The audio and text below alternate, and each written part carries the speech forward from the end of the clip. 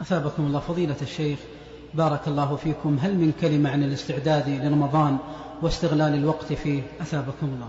اللهم بارك لنا في شعبان وبلغنا رمضان بعفو وعافية وأمن وأمان وإيمان، واجعلنا ممن صام الشهر واستكمل الأجر وأدرك ليلة القدر، واغفر لنا وللمسلمين أجمعين برحمتك يا أرحم الراحمين. أخي في الله، أوصيك ونفسي بتقوى الله عز وجل، وأن تحرص أولا بالاستعداد لرمضان بالاستعداد لرحمة الله عز وجل. ففي الصحيح عن النبي صلى الله عليه وسلم من حديث أبي هريرة رضي الله عنه أن النبي صلى الله عليه وسلم قال: إذا دخل رمضان فتحت أبواب الرحمة. وهذه الأبواب التي تفتح بالرحمات والخيرات والبركات يهيئ المسلم نفسه لها بتوفيق الله عز وجل. ألا وإن أعظم ما تستقبل به رمضان أن تستقبله بالتوبة النصوح وسؤال الله عز وجل أن يعفو عما سلف وكان من الذنوب والعصيان، أن تقبل على الله إقبال التائبين، إقبال المنيبين، إقبال من يرجو رحمته ويخشى عذابه. أسعد الناس من دخل عليه رمضان وقد تاب التوبة النصوح من الخطايا والذنوب والرزايا والعيوب، واستقبل الرحمة بأفضل ما تستقبل به، وهو التوبة النصوح. أكثر من الاستغفار، فإن الله يرحم المستغفرين، وأكثر من الاستغفار، فإن الله يحب المستغفرين. تكثر من الاستغفار والتوبة. ولذلك دلت الأحاديث الصحيحة على أن إضاعة الحقوق قد تحول بين العبد وبين رحمة الله عز وجل. وفي الحديث الصحيح أن أبواب الجنة تفتح كل اثنين وخميس فيغفر للناس إلا اثنين بينهما شحناء، فيقول الله: أنظرا هذين حتى يصطلحا، أنظرا هذين حتى يصطلحا. تستقبل رمضان بالتوبة والنصوح والتحلل من حقوق الله والذنوب فيما بينك وبين الله ومن حقوق العباد.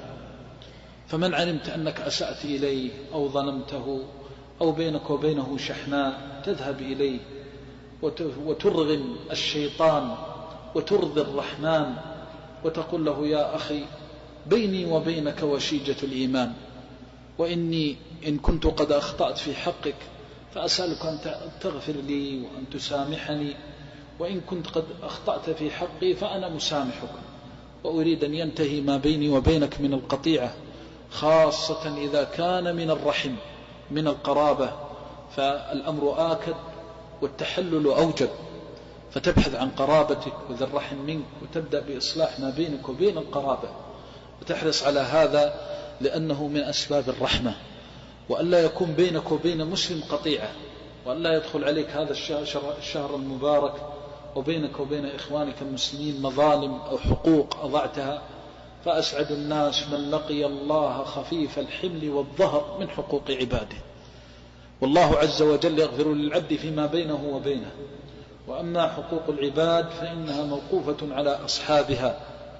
ولذلك بين النبي صلى الله عليه وسلم أن المفلس من جاء يوم القيامة وهو يحمل على ظهره الحقوق والتبعات من مظالم المؤمنين والمؤمنات.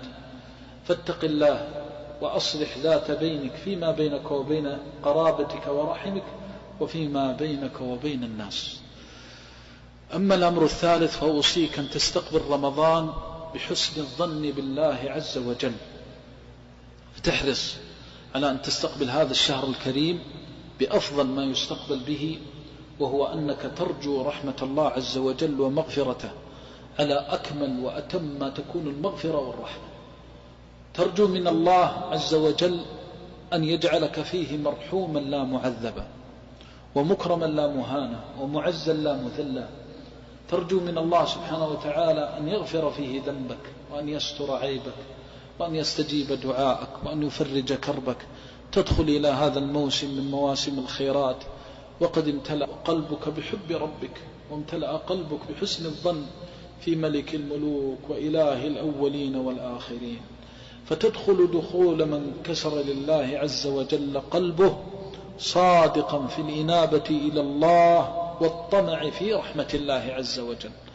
قال صلى الله عليه وسلم: يقول الله تعالى: أنا عند حسن ظن عبدي بي، فمن دخل عليه رمضان وهو يحسن الظن بالله فالله عند حسن ظن عبده به. تحسن الظن بالله أن الله يغفر ذنوبك، وتحسن الظن بالله حتى إنك ما ترجوه من رحمة الله تكاد تقول: سأخرج من رمضان كيوم ولدتني أمي. من طمعك في رحمة الله، تطمع في رحمة الله أن الله يخرجك من هذا الشهر كيوم ولدتك أمك، وما ذلك على الله بعزيز. فقد غفر الله ذنوب العمر بشربة ماء. فاحرص رحمك الله على أن تحسن الظن بالله عز وجل أن يغفر ذنوبك، وأن يستر عيوبك، وأن يستجيب دعائك. ولذلك حرص الشيطان على تخذيل أهل الإيمان، فتجده إذا أهل شهر العفو والصفح والغفران قال للعبد: هيهات هيهات، وقد مضت منك الذنوب والسيئات، هيهات هيهات، وقد انتهكت الحدود والمحرمات، هيهات. من أنت حتى تسأل سؤال المخبتين؟ ومن أنت حتى يستجاب دعاؤك ويغفر ذنبك وتستر عورتك؟ فإذا قال عدو الله ذلك فإياك ثم إياك أن تصدقه، بل تذكر نداء الله وتبصر. قل يا عبادي الذين أسرفوا على أنفسهم لا تقنطوا من رحمة الله. فتقبل على الله عز وجل منكسر القلب، تقبل على الله عظيم الرجاء في الرب، تقول: يا رب أسأت أذنبت أخطأت وأرجو رحمتك، اللهم لا تؤاخذني بما سلف وكان من الذنوب والعصيان. تدخل دخول المنكسر، دخول من يرجو أن يكون من المنجبر، تدخل وكلك أمل في ملك الملوك وإله الأولين والآخرين وأرحم الراحمين. تقول: يا رب لا تجعلني أشقى عبادك عندك، في كل رحمة تنزلها، وفي كل بركة تصيبها، وفي كل رحمة تنشرها. يا رب لا تجعلني أشقى عبادك بذنوبي وعيوبي، فيكون بينك وبين الله هذا الظن العظيم وهذا الرجاء الكريم في ملك الملوك وإله الأولين والآخرين. كأنك تقول: يا رب مددت في عمري إلى هذا الشهر فلا تجعلني محروما واجعلني مرحوما. يا رب مددت في أجلي بفضلك ومنك وكرمك، وها أنا ذا واقف على بابك. يا أرحم الراحمين، يا أرحم الراحمين، تدعوه سرا وجهارا ليلا ونهارا.